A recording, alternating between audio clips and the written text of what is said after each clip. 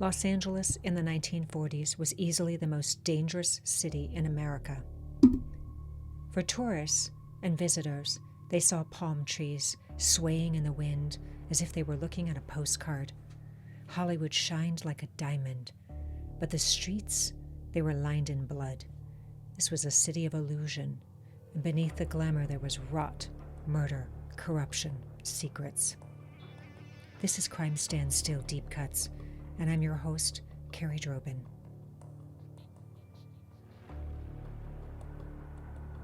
No case captures the danger of Los Angeles more than the gruesome murder of Elizabeth Short, aka the Black Dahlia. World War II changed everything. Los Angeles swelled with migrants, military personnel, factory workers, dreamers. And by 1945, it was the fifth largest city in the United States. But that rapid growth came at a cost. With men at war, traditional policing had collapsed. Women were in factories. Their traditional gender roles were shattered. And with the thousands of transient newcomers, it became a city where people could just disappear without a trace. Between 1940 and 1949, violent crime in Los Angeles had surged by more than 100%. And it wasn't just the numbers, it was the nature of the crimes. Savage, sensational, often unsolved. While Elizabeth Short's murder made headlines, it wasn't isolated. Los Angeles was a playground for mobsters like Mickey Cohen and Bugsy Siegel. They operated casinos and brothels and extortion rings with impunity. And police corruption was rampant. Some might argue it still is. Officers were on the take. Detectives buried inconvenient evidence. And the LAPD wasn't just ineffective, it was complicit. Even more disturbing, the Cleveland Torso murders, a string of grotesque killings in Ohio in the 1930s, bore a striking resemblance to the Black Dahlia. The prime suspect in that case, Dr. Francis Sweeney, was never convicted, and some believe he relocated to Los Angeles and continued killing. Was the Black Dahlia just one of many? It wasn't just women and starlets who were vulnerable. In 1943, the city erupted in the Zoot Suit riots, where white servicemen brutally attacked young Mexican Americans, mostly teenagers, for wearing flamboyant clothing that marked them as outsiders. The riots were state-sanctioned. The LAPD arrested the victims, not the perpetrators, and it sent a message that if you were poor, brown, or broke in Los Angeles, the city wasn't yours. The paradox of 1940s Los Angeles is what makes it so haunting. The same streets where you might bump into Humphrey Bogart were just blocks away from murder scenes, mob hits, missing girls. Behind every dazzling premiere was a studio fixer, ready to pay hush money. Behind every grinning cop was a ledger of payoffs, and behind every stardom dreamer was the possibility that she'd end up another Jane Doe in a vacant lot. Los Angeles sold itself as a dream machine. Elizabeth Short didn't just die in Los Angeles, she was consumed by it. And maybe, just maybe, that's what makes her story, and this city's story, so unforgettable. Just as a quick recap, the victim of the Black Dahlia killer was Elizabeth Short, murdered in January 1947. Her body was bisected at the waist, drained of blood, and surgically, precisely mutilated. There was a Joker-like Glasgow smile across her face. The suspects was one, Dr. George Hodel, a wealthy physician who was accused decades later by his own son, ex-LAPD detective Steve Hodel. Then there was Dr. Francis Sweeney, former suspect in the Cleveland Torso murders, who was never officially connected, but he fits that surgical profile. Then there was somebody called the Werewolf Killer, or the Lipstick Killer Copycat. He was never identified, but his victims, or he was possibly responsible for other unsolved murders of women and girls found nude and mutilated in Los Angeles between 1943 and 1949, exactly the time frame of the Black Dahlia. Was Dr. Francis Sweeney the Werewolf Killer? Some speculate that he was, because some of the victims showed signs of extreme overkill, sexual mutilation, and taunting of police. Post-mortem posing, often left in public or semi-public areas, mutilation and tearing of flesh as if by claws or teeth, hence the werewolf moniker, bite marks or deep scratches. One or more victims had their faces slashed into a grotesque smile, foreshadowing the Black Dahlia's fate. These crimes were often linked to Elizabeth Short's killer, which suggested a serial sadist targeting vulnerable women. Reporters started to draw lurid comparisons between these crimes and animal attacks, often emphasizing the, quote, inhuman violence involved. LAPD officials denied a serial killer at the time, incredibly, but internally they feared the killer might be medical or military personnel with training in anatomy or dismemberment, similar to what was going on in the Cleveland torso murders. The case went cold because of police corruption and incompetence in the 1940s in the LAPD. There was media pressure, which distorted leads and fueled false confessions. There was forensic evidence that was primitive. DNA evidence didn't exist. There was victim blame. We were in a victim-blaming culture that often marginalized the deaths of, quote, wayward women.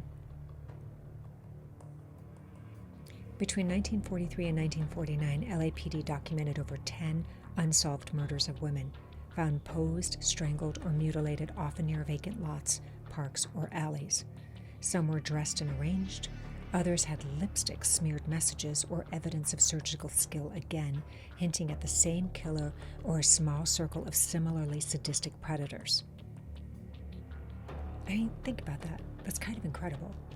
You have all of these serial murders happening in Cleveland, where that person is dubbed the Mad Butcher of Kingsbury, or the Cleveland torso murders, and they're similar. And then you have all of these unsolved murders in Los Angeles around the same time period. And there was a man by the name of William Hirons. He was 17 years old at the time. He was a student at the University of Chicago, and he confessed to being the quote-unquote lipstick killer. He was possibly a copycat, right? Or possibly the killer in Los Angeles was inspired by William Hirons. William Hirons was active in Chicago around the same time period. His crimes, leaving messages in lipstick at crime scenes, were widely publicized and probably inspired, maybe, a copycat in Los Angeles. I mean, it's a little bit of a stretch, but maybe not. Scrawled in lipstick above the mutilated body of a woman in a quiet Chicago apartment, it read, this was the thing that was left in lipstick, "For heaven's sake, catch me before I kill more. I cannot control myself." Well, it's plausible that a Los Angeles predator, emboldened or influenced by Hirons' notoriety, copied the lipstick message technique, either to confuse authorities, gain attention, or join a growing mythos of serial sadism.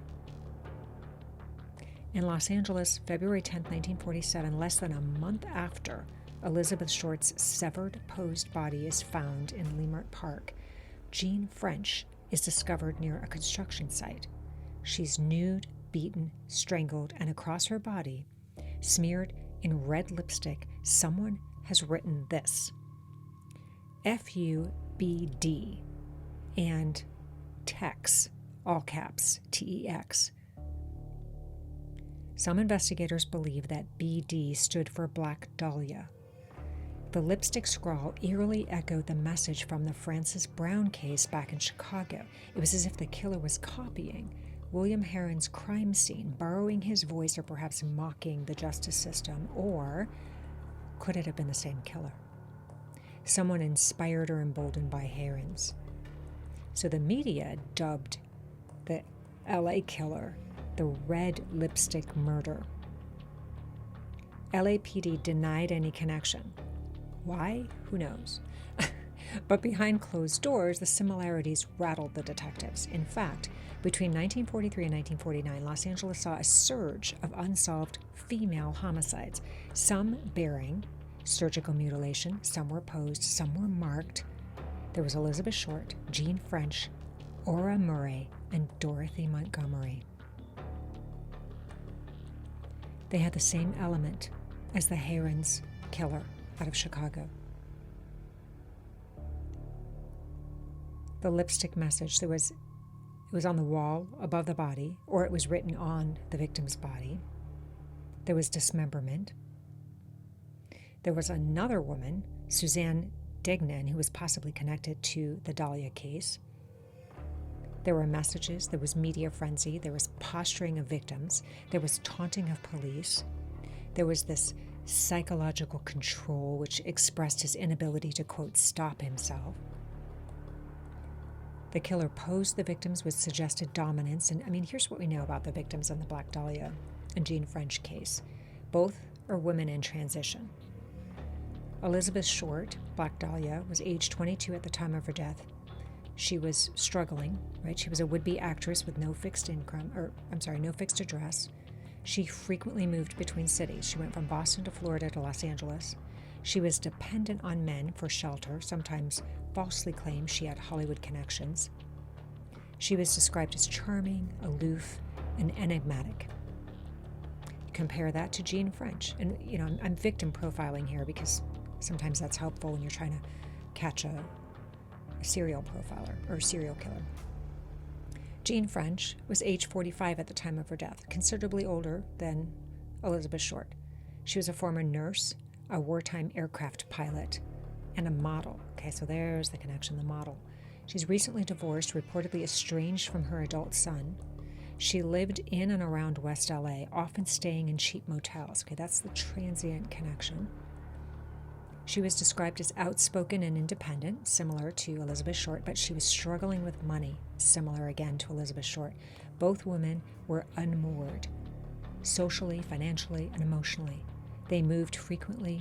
They lacked stable homes. They were vulnerable to predators. Okay, so you're developing a pattern of a victim profile here. Both had a public persona, and they both had private struggles. Elizabeth Short maintained a glamorous image. The dyed black hair, the fitted dresses, the porcelain skin. She was beautiful, right? Often photographed smiling, stylish, posed. Privately, she was homeless. She was rejected by her family. She suffered chronic illness. Reportedly, she had a malformed uterus and couldn't have children. She told people she was an actress, but she had no film credits. So then we have Jean French. She was once featured in fashion shoots and even military recruitment posters. She exuded confidence and presence, but her personal life was fractured. She had a failed marriage. She lost career. She had economic decline. She was known to frequent bars, and she was last seen arguing with a man believed to be her ex-husband or a boyfriend. So both victims cultivated a strong image of independence or allure while privately grappling with instability and disillusionment. Both were last seen in Hollywood or West LA. Elizabeth Short was last confirmed alive at the Biltmore Hotel in downtown. LA witnesses said she was waiting for someone. Jean French was last seen at a bar in West LA arguing with a man, so both disappeared under ambiguous circumstances after being seen in high-traffic, entertainment-adjacent neighborhoods. Both were brutally murdered and left in public view. Elizabeth Short is found posed, drained of blood, surgically bisected with facial mutilations, that Glasgow smile, right? She also had genital mutilation and signs of signs of control and deliberate violence. Jean French was found nude near a construction site. She's beaten to death, blunt force trauma, likely from a stomping boot. The words FUBD and Tex are scrawled in red lipstick on her body. So both are killed with extreme violence, discarded in open areas, and symbolically marked. Elizabeth through pose and mutilation, Jean through the lipstick message. Both appear to have been targeted for personal or symbolic reasons. Right? Elizabeth was not robbed. Her murder seemed personal, possibly rage-driven, even ritualistic. Jean's body had a message addressed to BD, or Black Dahlia, possibly mocking the press or police. Jean's murder may have been a deliberate echo of Elizabeth's, either by a copycat or the same killer escalating his performance. And both cases, incredibly, were mishandled or misunderstood by the LAPD. I mean, the LAPD had over 500 confessions in Elizabeth Short's case, which is pretty staggering when you think about it. But none of those confessions held up, which sort of begs the question, how were they interrogated? Jean French's boyfriend or ex-husband was briefly arrested and released. Neither case has ever been solved. Both women were failed by the justice system, their cases clouded by press sensationalism, public panic, and yes, LAPD dysfunction. Here's another interesting fact. Elizabeth Short and Jean French lived less than 10 miles apart. They walked the same boulevards. They drank at the same bars. They were both alone, both struggling, both unguarded in a city that fed on women like them. Could they have passed each other once, not knowing they were both walking into legend? Or worse, could they have shared the same killer? Especially if George Hodel or a similar figure was moving in those circles, targeting women with specific traits, right? Here's that profile again. Dark hair, vulnerability, independence. It's conceivable that both women were chosen for the same reasons. Both lived in Los Angeles, on and off. Both lived in West LA. One is murdered January 15th, 1947. Another is murdered February 10th, 1947. Last known movement for Elizabeth Short. She's seen at the Biltmore Hotel, downtown LA. Jean French, seen arguing with a man in West LA. They're both, at one time or another, homeless or transient. They relied on acquaintances. They stayed in low-cost motels, reportedly between homes. They were young, broke, looking for connection. Yes, 47 is young. But even if you don't think she was young, she was still struggling. Recently divorced, she was vulnerable. They were unemployed, estranged from their family, newly single, financially unstable. And in the cold, quiet mornings of post-war Los Angeles, the message scrawled on Francis Brown's wall in 1945 began to appear again in red in Los Angeles. Now, it's possible multiple serial killers operated simultaneously. That's not been unheard of, preying on the chaos of a rapidly expanding, poorly policed city. But it's also possible that there was one mobile killer, shifting names, signatures, and victim types to avoid detection. The combination of police corruption, media sensationalism, and lack of centralized forensic tracking allowed killers to slip through the cracks again and again. And that is why, in my opinion, Los Angeles in the 1940s was indeed the most dangerous city in America. Thanks for listening. This is Crime Stands Still. If you liked this episode, please like, share, and subscribe to my channel. It helps me grow and bring you more information like this. And if you're interested in learning more about profiling and psychopaths and psychopathy, check out my book, Surviving a Psychopath in Court, in Life, in Love. It's available on Amazon and anywhere you buy books, and I'll give you a deep dive into how I develop my information. Thanks again. For victims, crime stands still.